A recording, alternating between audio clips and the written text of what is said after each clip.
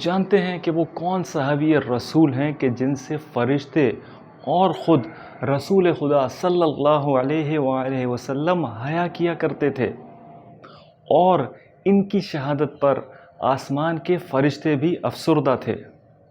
بسم اللہ الرحمن الرحیم۔ السلام علیکم ورحمۃ اللہ وبرکاتہ۔ میں ہوں یاسر اور آپ دیکھ رہے ہیں لیٹس ٹرائی اٹ۔ کروڑوں کروڑوں کروڑوں درود حضرت محمد مصطفیٰ احمد مجتبی علیہ الصلاۃ والسلام کی ذات مقدسہ پر۔ اللہم صلی وسلم علی النبی الطاہر۔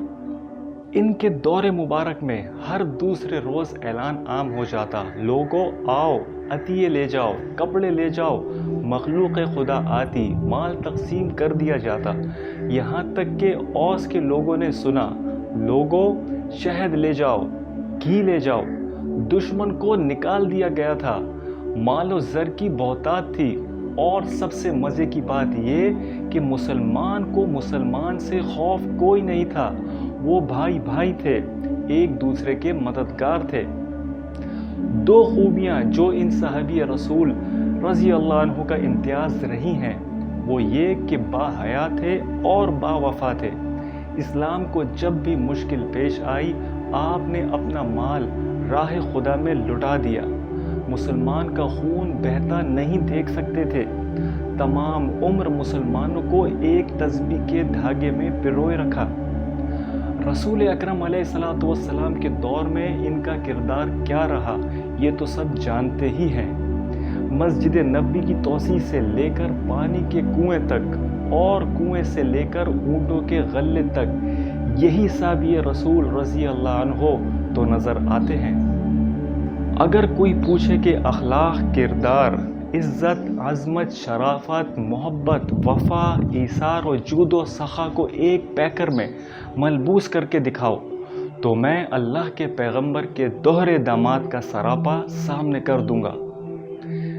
ان کو ہی یہ شرف حاصل ہے کہ رسول خدا صلی اللہ علیہ وآلہ وسلم کی دو شہزادیاں ان کے نکاح میں آئیں، لیکن بدقسمتی سے دونوں شہزادیاں رقیہ رضی اللہ عنہا اور ام کلثوم رضی اللہ عنہا زندہ نہ رہ سکی اور اللہ کو پیاری ہو گئی۔ رسول اکرم علیہ الصلوۃ والسلام کہا کرتے تھے کہ اگر میری 40 بیٹیاں بھی ہوتی تو میں ان کو عثمان رضی اللہ عنہ کی نکاح میں دے دیتا۔ جی ہاں ناظرین، یہ ہیں ہمارے آج کے ہیرو اور اسلام کے تیسرے خلیفہ حضرت عثمان غنی رضی اللہ عنہ۔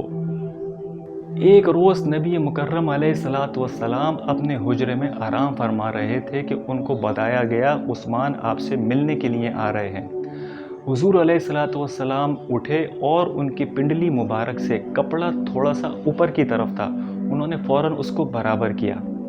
حضرت عثمان غنی رضی اللہ عنہ آپ علیہ الصلوۃ والسلام سے مل کر واپس چلے گئے۔ آپ کے جانے کے بعد اماں عائشہ صدیقہ رضی اللہ عنہا نے آپ سے اس کا سبب پوچھا۔ آپ علیہ الصلوۃ والسلام نے فرمایا کہ اے عائشہ، کیا میں اس سے حیا نہ کروں جس سے آسمان کے فرشتے تک حیا کرتے ہیں؟ آپ رضی اللہ عنہ کا ویژن اتنا گہرا تھا کہ صدیق اکبر رضی اللہ عنہ نے خلیفہ کا عہد نامہ آپ سے لکھوایا تو آپ نے خلیفہ کے نام کی جگہ عمر بن خطاب رضی اللہ عنہ کا نام لکھ دیا۔ اہلیت ایسی کہ یار غار رسول تڑپ اٹھا، فرمایا کہ عثمان اگر آپ اپنا نام بھی لکھ دیتے تو یقیناً آپ اس کے اہل تھے۔ قرآن سے اتنی محبت کہ مورخ نے جھوم کر آپ کو جامع القرآن لکھا۔ اپنی رعایا سے اکثر سوال کیا کرتے تھے کہ بتائیے آپ کو قرآن کتنا یاد ہے؟ سورہ یوسف کی تلاوت کا معمول بنا لیا تھا۔ فراوزہ بن عمیر رضی اللہ عنہ کہتے ہیں کہ میں نے سورہ یوسف یوں یاد کی کہ حضرت عثمان غنی رضی اللہ عنہ صبح کی نماز میں اکثر اس کی تلاوت کیا کرتے تھے، وہیں سے میں نے اسے یاد کیا۔ خلیفہ تھے مگر خود کو ہمیشہ محاسبے کے لیے پیش کیا۔ ایک موقع پر فرمایا، یہ میرے 2 قدم ہیں، اگر تمہیں کتاب اللہ سے انہیں پابند سلاسل کرنے کا جواز ملے تو کر دینا۔ کبھی اندر کی تڑپ کا اظہار یوں کرتے، فرماتے میں نے اگر کسی پر ظلم کیا تو اللہ سے معافی مانگتا ہوں، اور اگر مجھ پر کوئی ظلم کیا گیا تو میں اسے معاف کرتا ہوں۔ قبر پر کھڑے ہوتے تو آنکھیں آنسوؤں سے تر ہو جاتی، کہتے کہ یہ آخرت کی منزلوں میں سے پہلی منزل ہے، جو اس میں کامیاب رہا وہ آگے بھی کامیاب ہوا، اور جو اس میں پکڑا گیا وہ آگے بھی پکڑا جائے گا۔ ایک غلام نے ولیمے کی دعوت پر بلایا تو چلے گئے، فرمایا کہ میں روزے سے ہوں مگر دعوت قبول کر کے آ گیا ہوں، اب آپ کی برکت کے لیے دعا کیے دیتا ہوں۔ اسلام کی بے پایا وسیع سلطنت کے بلا شرکت غیر حکمران مگر لوگوں کے عام سوالوں کے جواب دے رہے ہیں۔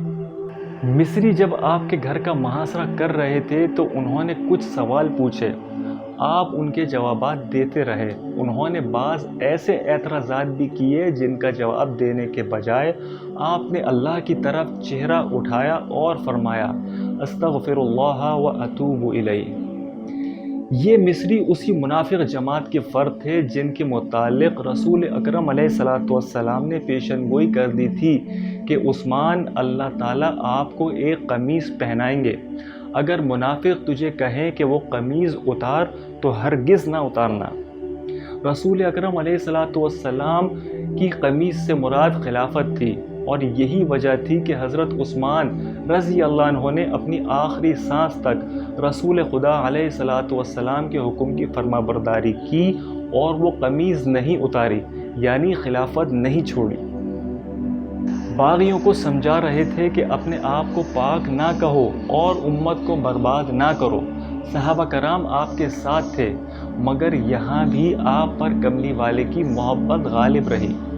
خلافت اتاری نہیں، مگر اس خلافت کی خاطر محمد الرسول اللہ صلی اللہ علیہ وآلہ وسلم کے شہر میں خون بہانا بھی گوارا نہیں کیا، بلکہ لوگوں سے صاف کہہ دیا تھا کہ میرا سب سے زیادہ خیر خواہ وہ ہوگا جس نے اپنے ہتھیار اور اپنے ہاتھ کو روکے رکھا۔ ناظرین کرام، میرے عثمان نے کسی حرام کا ارتکاب نہیں کیا تھا، صرف پیسوں کی خاطر خلیفہ رسول کے خلاف سازش برپا کر دی گئی تھی۔ اسی لیے عبداللہ بن عمر رضی اللہ عنہ نے ایک خارجی سے کہہ دیا تھا کہ عثمان اگر تم کو دولت دے دیں تو تم ان کے بھی ساتھ ہو جاؤ گے، کیا تم فارس و روم کی طرح بننا چاہتے ہو؟ ان میں جو بھی امیر بنتا ہے اس کو قتل کر دیا جاتا ہے۔ البتہ حضرت عثمان غنی رضی اللہ عنہ نے پہلے ہی بتا دیا تھا کہ اگر تم مجھے قتل کر دو گے تو پھر کبھی ساتھ مل کر نماز ادا نہیں کر سکو گے اور نہ ہی مل کر دشمنوں کے ساتھ جہاد کر سکو گے۔ اور یہی آج تک ہو رہا ہے کہ امت ایک ہو ہی نہیں سکی۔ اللہ پاک ہمارے حال پر اپنا رحم فرمائے، آمین۔ ناظرین محترم، اب شہادت کا وقت قریب آ رہا تھا۔ آپ رضی اللہ عنہ نے روزہ رکھ چھوڑا تھا کہ نیند آ گئی۔ حضرت محمد مصطفیٰ احمد مجتبیٰ علیہ السلام کی زیارت ہوئی اور آپ علیہ السلام نے فرمایا عثمان، آپ آج کا روزہ ابو بکر، عمر اور میرے ساتھ افطار کیجیے گا۔ رسول اکرم علیہ السلام کے زمانے میں مسلمانوں کو پانی کی کمی کا سامنا ہوا۔ حضرت عثمان غنی رضی اللہ عنہ نے ایک یہودی سے اس کا کنواں منہ مانگے داموں میں خرید کر مسلمانوں کے لیے وقف کر دیا۔ جب باغی اور خارجیوں نے آپ کا محاصرہ کیا تو اسی کنویں کا پانی آپ کے لیے بند کر دیا، آپ کو ہفتوں تک بھوکا پیاسا رکھا، آپ کے گھر کا محاصرہ کر لیا اور آپ پہ ظلم و تشدد کرنا شروع کر دیا۔ آپ کے گھر کے اندر داخل ہوئے، آپ قرآن پاک کی تلاوت فرما رہے تھے، ایک بدبخت نے آپ کے ہاتھ کے اوپر تلوار کا ایسا وار کیا کہ آپ کا ہاتھ مبارک کٹ کر زمین پر گر گیا۔ آپ رضی اللہ عنہ نے فرمایا بخدا یہ وہ ہاتھ تھا جس نے سب سے پہلے قرآن کی مفصل صورتوں کی کتابت کی تھی۔ ظالموں نے ان کی کچھ نہ سنی اور ان پر پھر وار کیا اور ان کو شہید کر دیا۔ خون کے قطرے قرآن کے ان لفظوں پر گرے، فَسَيَكْفِيكَهُمُ اللَّهُ وَهُوَ السَّمِيعُ الْعَلِيمُ، جس کا ترجمہ ہے کہ اللہ تجھے ان سے کافی ہو جائے گا، یقیناً وہ سننے والا جاننے والا ہے۔ اللہ آپ کے دشمنوں سے کافی ہو گیا، ایسا کافی ہوا کہ قیامت تک کے لیے ان کا نام و نشان عبرت بنا دیا گیا۔ عثمان کا نام کل بھی زندہ تھا، عثمان کا نام آج بھی زندہ ہے، مگر ان پر ہونے والے ظلم صرف ان پر ہونے والے ظلم نہیں تھے، اس ظلم نے امت کا چہرہ بگاڑ کر رکھ دیا۔ اسلام کے چوتھے خلیفہ حضرت علی رضی اللہ عنہ نے آپ کی بیعت سب سے پہلے کی تھی۔ محاصرے کے دنوں میں حضرت عثمان غنی رضی اللہ عنہ کی طرف جانے لگے، پتھروں سے جسم نڈھال کروا لیا۔ اب جب انہیں عثمان غنی رضی اللہ عنہ کی شہادت کی خبر پہنچی تو اللہ کے حضور اپنی برات پیش کر دی۔ فرمایا، اللہ میں تیرے سامنے عثمان کے خون سے برات کا اظہار کرتا ہوں، میں نے نہ انہیں قتل کیا اور نہ ان کے قتل کرنے والوں کو ابھارا۔ حضرت حسن اور حضرت حسین رضی اللہ عنہ حضرت عثمان غنی رضی اللہ عنہ کے دفاع میں زخمی ہوئے، کیونکہ حضرت علی رضی اللہ عنہ نے اپنے ان دونوں شہزادوں کو حضرت عثمان غنی رضی اللہ عنہ کے دفاع اور ان کی حفاظت کے لیے مامور کر رکھا تھا۔ زبیر بن عوام رضی اللہ عنہ نے حضرت عثمان غنی رضی اللہ عنہ کا جنازہ پڑھایا۔ یہ حضرت عثمان غنی رضی اللہ عنہ کی وصیت تھی۔ پھر رات کے اندھیرے میں اس شخص کو دفنا دیا گیا جس کو اسلام نے ذو النورین یعنی دو نور والے کا لقب دیا تھا۔ یہ لقب اس لیے عثمان غنی رضی اللہ عنہ کو ملا تھا کیونکہ رسول خدا صلی اللہ علیہ وآلہ وسلم نے آپ کو اپنی دونوں شہزادیاں نکاح میں دی تھی۔